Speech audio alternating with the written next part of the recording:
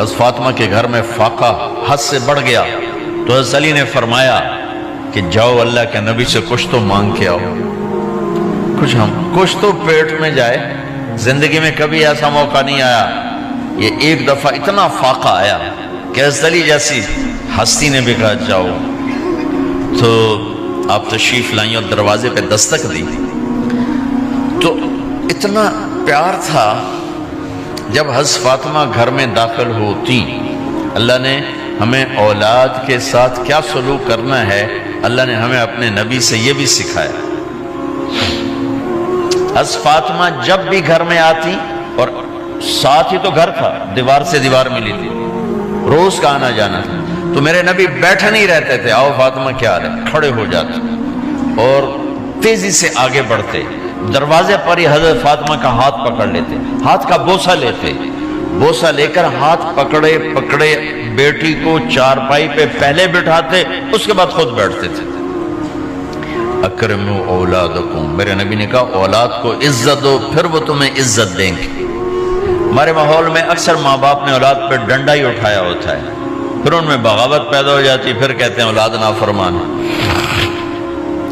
آپ نے دستک دی تو کہنے لگے یہ تو فاطمہ کی دستک ہے، خیر تو ہے، پہلے تو کبھی اس وقت میں آئی نہیں۔ تو آپ نے ام ایمن سے کہا دروازہ کھولو۔ ام ایمن نے دروازہ کھولا تو آپ نے استقبال کیا، بٹھایا، پوچھا بیٹی کیا ہوا، اس وقت میں کیسے آئیں؟ کہا یا رسول اللہ بہت فقر ہے، بہت بھوک ہے، آپ کے پاس سنا کچھ مال آیا ہے، کچھ ہمیں بھی دے دیا جائے۔ اتنی صابر بیٹی زندگی میں ایک دفعہ بھوک کی شکایت لے کر آئیں، اور آگے باپ نے پھر پیپر لے لیا، پھر امتحان میں ڈال دیا۔ آپ نے کہا بیٹی میرے پاس 5 بکریاں کھڑی ہیں، دے دوں یا 5 دعائیں سکھا دوں؟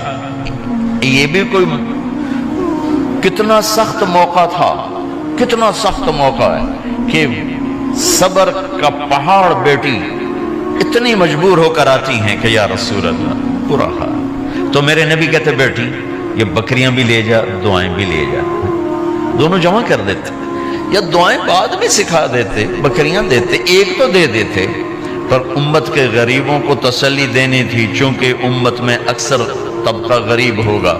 تو آپ نے کہا بیٹی 5 بکریاں دوں یا 5 دعائیں دوں؟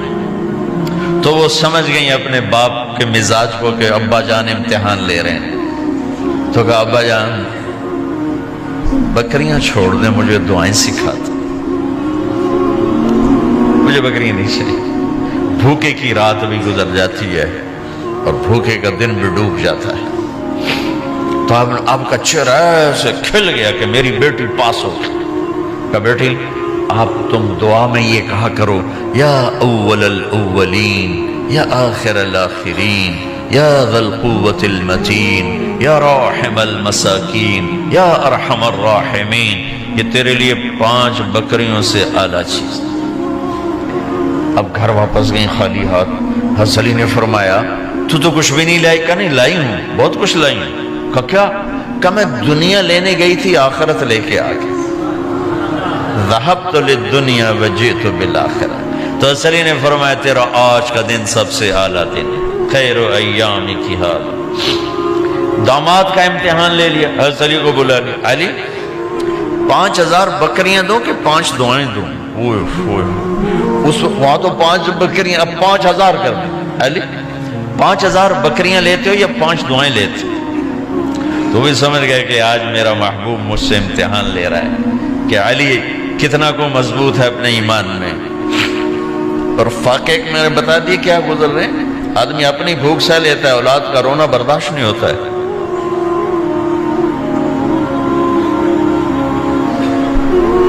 علی 5 دعائیں دوں کہ 5000 بکریاں؟ حضرت علی نے عرض کی یا رسول اللہ دعائیں سکھا دیں، بکریاں نہیں چاہیے۔ میرا نبی کا چہرہ کھل گیا کہ میرا داماد بھی پاس ہو گیا۔ علی تو یہ دعا مانگا کر روزانہ، اللہم اغفر لی ذنبی ووسع لی خلقی وبارک لی فی رزقی وقنعنی بما رزقتنی ولا تذهب قلبی الی شیء صرفتہ عنی۔ یہ 5 دعائیں تو مانگا کر، 5000 بکریوں سے زیادہ ہے۔ اللہم اغفر لی ذنبی، اللہ میرا گناہ معاف کر، وسع لی خلقی، میرے اخلاق عالی شان کر، بارک لی فی رزقی، میرے رزق میں برکت دے، قننی بما رزقتنی، مجھے لالچ سے نکال دے، مجھے لالچی نہ بنا، مجھے حریص نہ بنا، ولا تذهب قلبی الی شیء صرفته عنی، جو تو نے مجھے دیا نہیں اس کی میرے اندر سے طلب بھی ختم کر دے، مجھے اس کا طلبگار بھی نہ بنا، کہ یہ 5000 بکریوں سے زیادہ ہے۔ بس فاطمہ رضی اللہ تعالیٰ عنہ سے ملنے گئے، کہا بیٹے میں اندر آ جاؤں، میرے ساتھ عمران بھی ہیں، ایک صحابی تھے عرب سردار، میرے ساتھ عمران بھی ہیں۔ کہا ابا جان میرے گھر میں اتنی چادر نہیں کہ اپنے آپ کو چھپا سکوں، پردہ کرنے کے لیے میرے پاس چادر کوئی، تو آپ نے اپنی چادر اندر دے دی، کہا اس سے پردہ کر لیں، تو لپیٹ لی۔ اب اندر آئے تو آپ نے پوچھا میں نے سنا تھا تو بیمار ہے، میں تیرا حال پوچھنے آیا ہوں، تو باپ کو دیکھ کے آنسو نکل آئے کہ یا رسول اللہ بیماری بھی ہے اور بھوک بھی ہے، دونوں ہی ہیں، صرف بیماری نہیں بھوک بھی ہے، بڑے بڑے مصیبتوں سے لڑ جانے والے ماتھے پہ کبھی بل نہ آیا، بیٹی کے آنسوں نے پگھلا بھی دیا اور رلا بھی دیا، آپ بھی رو پڑے، آپ بھی رو پڑے۔